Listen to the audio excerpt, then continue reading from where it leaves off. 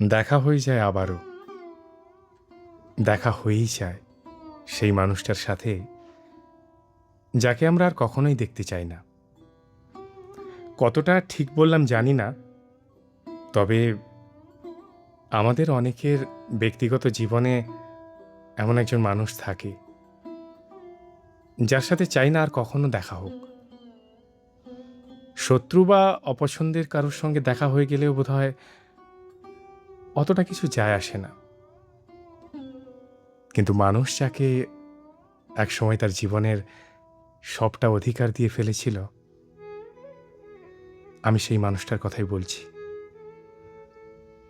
যখন সেই মানুষটা সবটা ভেঙে খান খান করে দিয়ে চলে যায়, অথচ তার প্রতি শুধু আক্ষেপ ছাড়া কিছুই আসে না, তখন একটাই প্রার্থনা মনে আসে, আর যেন দেখা না হয়।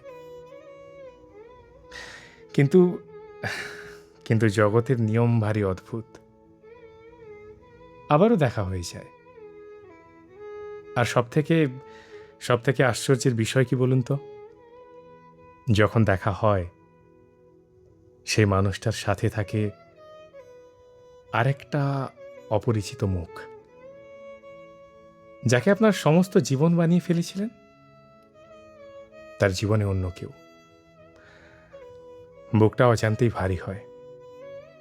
তার পরের কয়েকটা রাত আপনাকে এই ভাবনাগুলো ছিন্ন ভিন্ন করে ফেলতে পারে। আমি জানি না কতজনের জীবনে এমনটা ঘটেছে, তবে আমার মতোই অনেকেই আছে যাদের আবারও দেখা হয়ে যায় তার সাথে।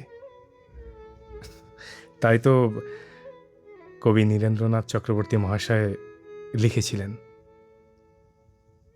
দেখা হবে, একদিন আবার ঠিকই দেখা হবে, না জানুক অন্যেরা সে কথা, আমি জানি, তোমাকেও জানিয়ে রাখলুম। সেদিন তোমার মুখ আজকের মতন এমন কঠিন দেখাবে না,